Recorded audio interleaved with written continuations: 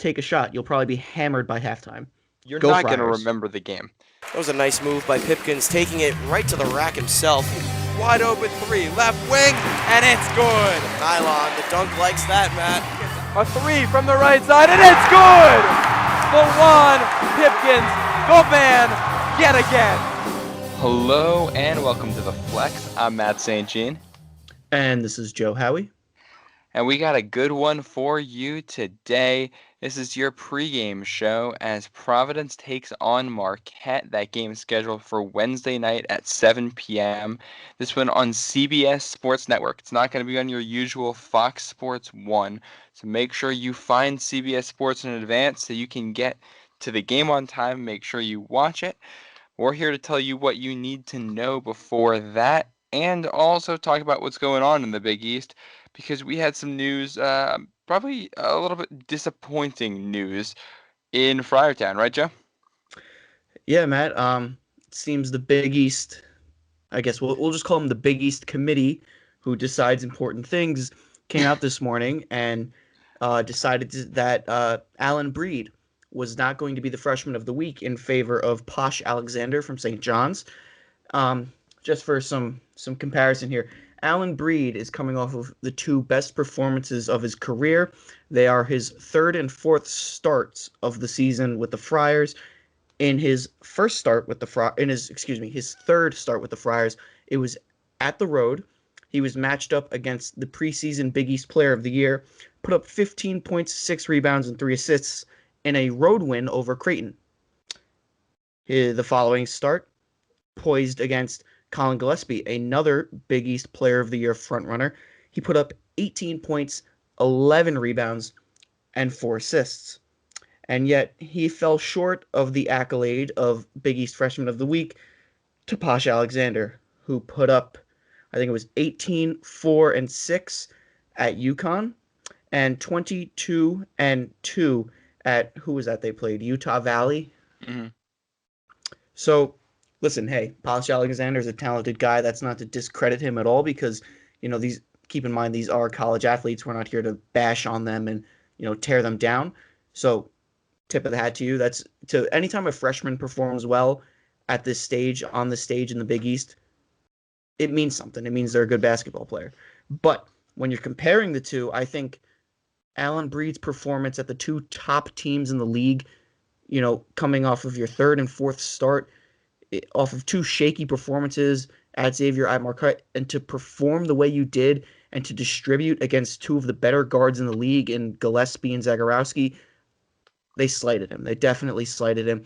It's a disrespect to the Friars. It's a disrespect to Alan Breed. And, it lit a fire in Friartown. I mean, PCBB Twitter was going crazy this morning.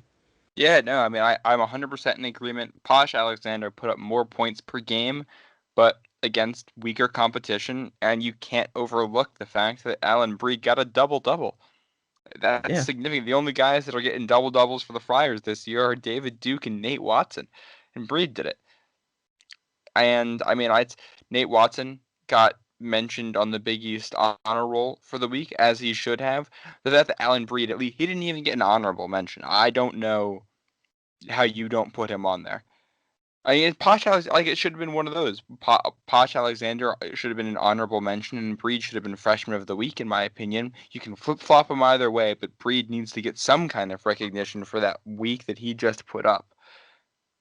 That's the two toughest games you're going to play in the Big East. For a freshman to play like that, I'm sorry, they need some kind of recognition from the conference for it. And just to reiterate, 15 and 18 in back-to-back games. 18 comes with 11 rebounds and a double-double at Villanova. 15 comes with 6 rebounds at Creighton. Back-to-back road games at the two top teams in the league against the two, well, Marcus Zagorowski is definitive, but quote-unquote best point guards in the league. I say quote-unquote because I don't know if Gillespie's as good as Zagorowski. We haven't seen them yet. And also, Zagorowski has not been as advertised this season. I don't know if he's your Big East Player of the Year frontrunner anymore. I can tell you that. I agree. Well, if we're going to talk about Big East Player of the Year frontrunners, I think the second leading scorer in the league needs to be brought into the conversation. But if he continues to play the way he is, I think he's going to slowly slip from that pedestal that we put him on far too early in the season. Yeah, I mean, if you look at what Ken Palm says, the guys in contention for Big East Player of the Year are Mamu, David Duke, and then Robinson, Earl Gillespie, and Moore, all from Villanova, all playing at a high level. No Zach Grasky, nobody from Creighton up there, which I think is surprising. Not what you would have expected preseason, but that's the way it has shaken out so far. Shaken out, I don't know. Anyway, let's talk about this game. Friars hosting Marquette. At this point, I think we can categorize this as a must-win for the Friars. Now 4-5 in conference play. Marquette is a team you cannot afford to get swept by. Friars lost by 10 at Marquette, trailed by as many as 16 in the first half, and couldn't pull off the comeback. It's a must-win. If you're Ed Cooley, what are your keys to the game, Joe? What do the Friars have to do to avoid the letdown at home? Well, if I'm Ed Cooley, I'm looking at big picture here. Marquette and PC have found themselves on the wrong side of the bubble prior to, I think it was this weekend, Saturday specifically. Marquette and PC were on the right side of the bubble. This morning, Mike DeCourcy came out. PC and Marquette are next to each other on the first four out. Now, this is all projections, and Mike DeCourcy obviously doesn't decide who goes into the tournament, but PC and Marquette are in very similar situations. PC's NET rank is 69. Marquette is 79. KenPom PC 63. Marquette 65. So you look at where these two are. They're tied in overall record and league record. They're tied for that 6-7 spot in the conference right now. If I'm Ed Cooley, my priority is to beat the hell out of Marquette because this is not a team you want to get swept by. Because Marquette is so inconsistent that they can land as high as 4 or 5, but drop as low as 7 or 8. So if you get swept by Marquette and they drop low, it looks terrible for you. If you split with them, you talk about inconsistency with Marquette. They won at Creighton, just like the Friars did, and then they just handed DePaul's first conference win at Marquette. And, I mean, the Friars came very close to doing the same thing. The Friars have a win at Creighton and went to overtime at home against DePaul. Needed to force overtime at home against DePaul. So, I mean, you talk about inconsistency. Both of these teams have been in the same spot there, and a team that's either losing or coming that close to losing to DePaul, they need to do something to separate themselves on that bubble and put themselves really in NCAA tournament contention. Yes, Matt, to bring it back to our freshman year, this is the battle of the bubble. I don't know if you remember when PC hosted Marquette. It was 2016, 2017. It was around that January, February transition where Ed Cooley's teams historically turn it on. That was an electric game of the dunk. PC trailed by as much as 12, wound up winning off of a couple of sloppy turnovers by Andrew Rousey, the only basketball player in college basketball history to gel and blow dry his hair before games. This game holds a lot of weight in similarity to that game. PC and Marquette are in a very similar position right now. Both are coming off of, I won't say devastating losses. Maybe for Marquette it was a little more devastating, but, inconvenient losses over the weekend. Losing at home to DePaul and losing on the road at Villanova, I think, are the exact opposites of the Big East loss spectrum when it comes to quality. It's about as far apart as you can get. But yeah, I mean, this is when you looked at preseason, the projections were that the Big East was going to get 7 teams in the tournament. Right now, a lot of people have it as 5 teams with Marquette and Providence both just outside. So both teams need it. The Friars know how well they can play. We've seen them play well. Marquette knows how well it can play and also knows that it needs to win. So I think there's definitely a sense of urgency from both teams. If you look back at that first game, the 2 stats that stand out to me and what's changed, what the keys to the game are going to be. Number 1, Dawson Garcia from Marquette. 20 points, one of his best games, not his best game of the season. And the Friars really didn't have an answer for him in a lot of different ways. He had a couple key rebounds late. The other side of things, Allen Breed only played 15 minutes, had no points. We've seen a very different player as a freshman since that point. Let's start with Dawson Garcia, Joe. What do you think the Friars need to do to slow him down? So I've been thinking about this quite a bit. I think What you're eventually going to have to do is you're going to have to flip-flop Nichols and Horkler on him, preferably Nichols, but you want one of your longer guys, one of your more versatile guys to guard him. And since he's not a true center, you can't really rely on Nate to be, running all over the floor. We thought that, perhaps Nate would have his work cut out for him with Jeremiah Robinson Earl, who is a stretch forward like Dawson Garcia. But you know what? They didn't play the way they wanted to on defensively. I don't know if you want Nate on Dawson Garcia. He's not as quick. He's not as versatile when it comes to moving your feet and getting around on defense. You want one of your forwards and one of your stretch guys, preferably Jimmy Nichols, who has been playing pretty well as of recently. He's been getting himself into foul trouble. But if you can get a solid performance from Jimmy Nichols defensively on Dawson Garcia, I think that is advantage Friars. On the flip side, you got to figure out how to win in the backcourt because Kobe McEwen and DJ Carton, well, Kobe McEwen specifically, were lights out the last time we played them. Lights out.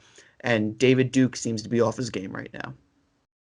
Yeah. Duke definitely needs to get his confidence up. He was 3 of 14 from inside the arc when they played out at Fiserv Forum.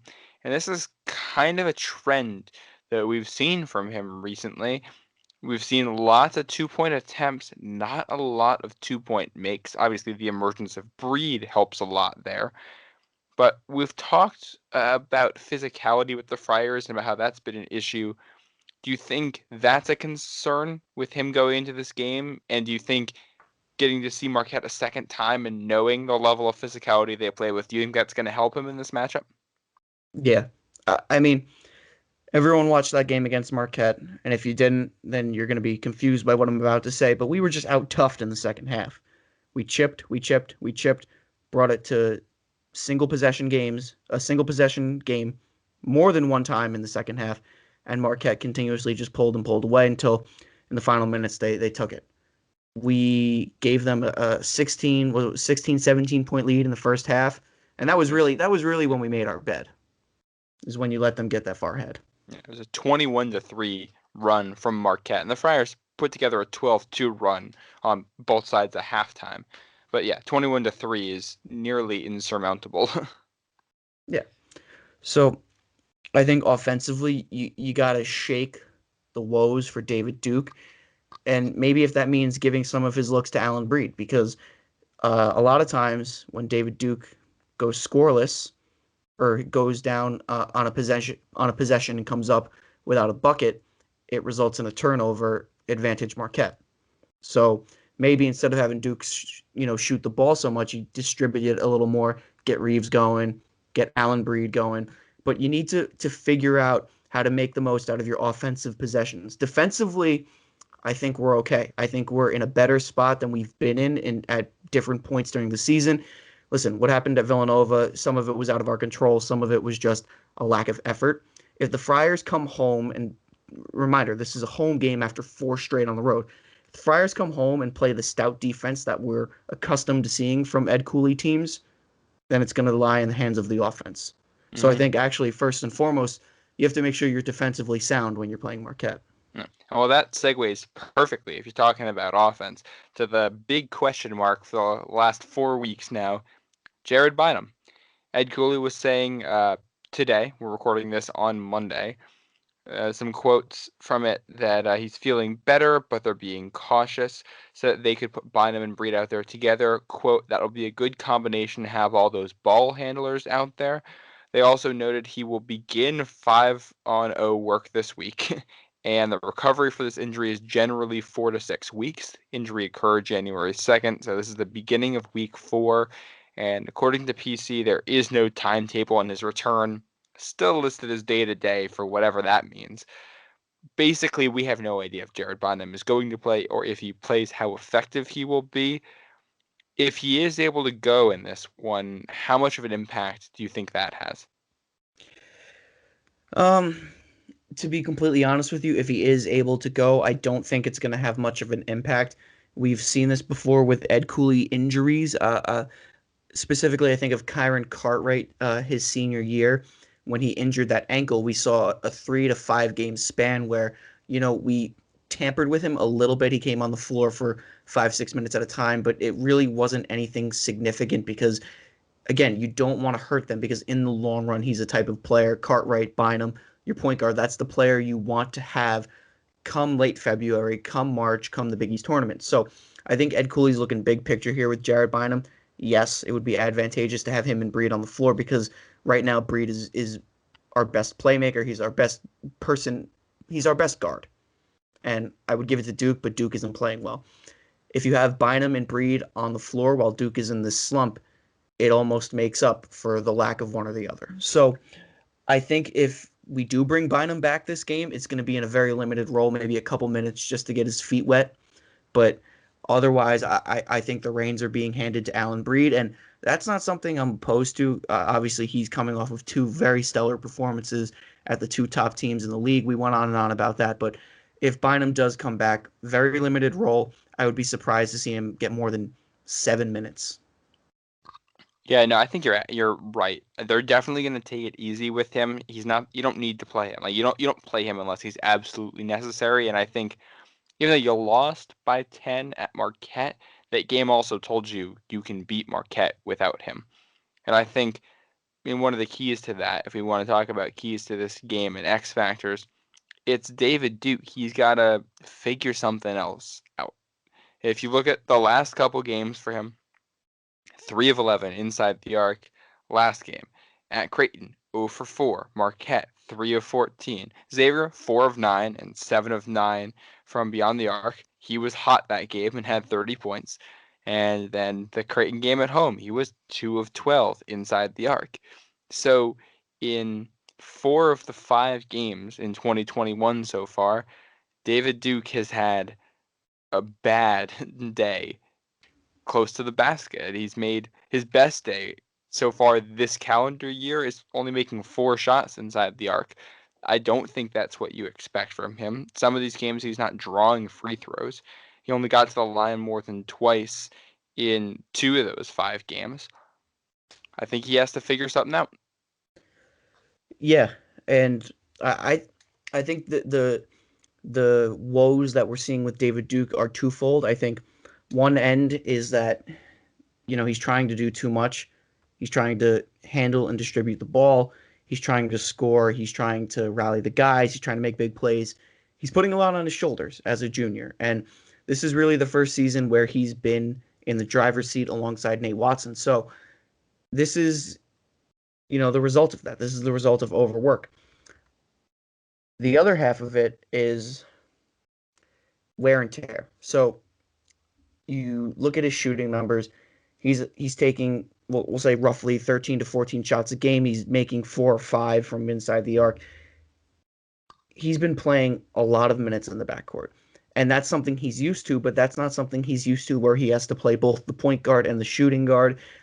It's taking a toll on him because mentally, you've got to think about running the offense. You've got to think about setting everyone up, composing everybody. And then on the flip side, you're also trying to think, I got to get a shot for myself. So he's trying to juggle two things at once. Physically, if the ball winds up in his hands after a failed play, he's got to try and make the play. So with the shot clock winding down, he's the one that has to drive. He is the one that has to take the hits. He's worn down. I personally think he's worn down. I think the loss of Bynum back at Creighton is when this kind of started because I don't think Duke came off the floor the rest of that game. So I think you're trying to squeeze too much out of him, and it's resulting in poor shooting performances and a lackluster effort. No, and that carries through to 3-point range where he has been inconsistent in Big East play so far. I mean, he's usually lights out from there, but he's had some ups and downs, and I think you're absolutely spot on about fatigue. I think that's where Reeves had a rough week. Reeves finds that form again. That helps a lot. Bynum coming back helps a lot. Right now, they're basically playing with 2 guards. It's Breed and Duke and Watson, and sometimes Nichols. That is essentially how the team has looked for the last 10 days. So you need somebody outside that to step up. Now, obviously, we can't go into any game without talking about Nate Watson and what he has done. And I think you go back to that first Marquette game, something that we didn't talk about that much at the time, and maybe we should have talked about a little bit more in retrospect and talk a little bit about right now. He was 7 of 8 from the floor and had 18 points, 4 for 4 from the free throw line. Had a good day, but only played 28 minutes, dealt with an injury in the first half. When he went out, that's when Marquette made that run.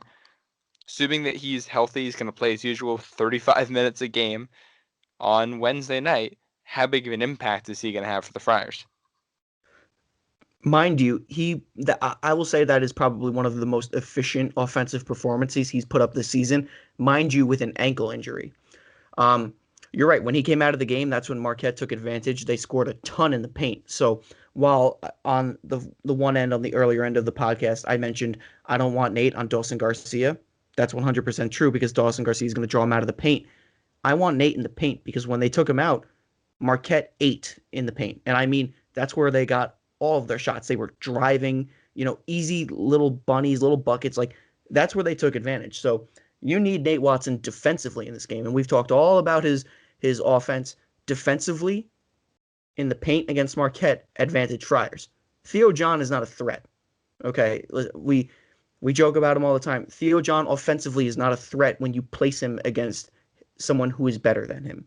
You place him against 4 points. Only 4 points in that first game for him. Right. Listen, I get why you start him. He's this big brolic guy with gigantic shoulders. He looks like the Incredible Hulk. He has a very low basketball IQ. He goaltended twice the last time we played them. Neither was called due to poor Big East officiating, which we've been caught on the wrong side of far too many times already this season. But Theo John's not a threat. So Nate Watson basically is being guarded by nobody. So offensively, I'm expecting another efficient performance out of him because if there's a game where Nate scores under 10, then it's not a real game. It's a scrimmage where Nate got 5 minutes. Yeah. I don't even know what to say to that. But yeah, no, he's going to score in double right. figures. Yes, I think he and Duke have scored in double figures every game. I think you're spot on about Marquette winning that game in the paint. They shot almost 59% inside the arc, 20 of 34. And you had Kobe McEwen, 3 of 5 close to the rim. Dawson Garcia, 6 of 8. DJ Carton, 2 of 3. Theo John, 2 for 4. Justin Lewis, 4 for 8. And they tacked on 13 offensive rebounds. And as we've talked about all season long, that's been the killer. Extra possessions. Friars can't give them up. Friars have to be more physical around the rim, and they have to make life more difficult for opponents. Yeah, I mean, our rebounding has been hot and cold. Typically, when we out-rebound an opponent, we win and we're victorious. Nate's a big piece of that. He's improved his rebounding a ton this year, and he's a force in the paint. Now, you need the other pieces to come to play, though. I really like what Allen Breed's been doing on the defensive end when it comes to rebounding, because when you have a guard that pulls down 11 rebounds at Villanova, that's big, especially an undersized guard, mind you. Allen Breed's not, 6'6" like David Duke. I think he's, 6'3"? 6'2"? 6'2", 6'3". He's on the smaller end. You need Nate to rebound, you need Breed to rebound, and you need Nichols to rebound. And the reason I say Nichols is because he's going to be a key player in this matchup. He is likely going to draw the matchup of Dawson Garcia. Yeah. And you got to get everybody involved. I mean, we saw Allen Breed get 11 rebounds at Villanova. Why? In part because when the other guys do their job, get in position and box out, it sets up the guards for opportunities to come back to the ball and pick it up, or on offense to follow their own shot and get another look at it. And that is going to be massive. You saw Nate Watson was the only starter for the Friars who had an offensive rebound at Marquette, and that was in limited minutes. So that is going to have to change. That will certainly have to change. Ed Croswell did get 4 in his 12 minutes of play, so give him credit there, but the other guys got to step up on the glass. Yeah, Ed Croswell needs some more run. I was thinking, I was pondering, big word there, pondering. I was pondering after the Villanova game.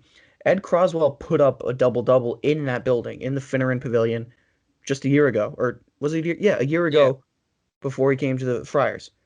He barely got 5 minutes when we played them. So, listen, obviously he's playing in the shadow of Nate Watson, who is the best center in the NCAA. I'll just say it. He's the best center in the league right now. He's not Luka Garza. Well, Luka Garza is another Mamu plays the 2 kind of guy. Luka Garza doesn't play the 5. Luka Garza plays everywhere. with what he's been doing in Iowa. The season he's having might be the best season of any college basketball player. So if that's the guy you're competing with, if Watson takes the number 2 center in the country, you're all right with that. Okay, fine. Luka plays the 2. Luka and Mamu play the 2. That's what we're gonna say. We're gonna leave it at that. But I lost my train of thought now.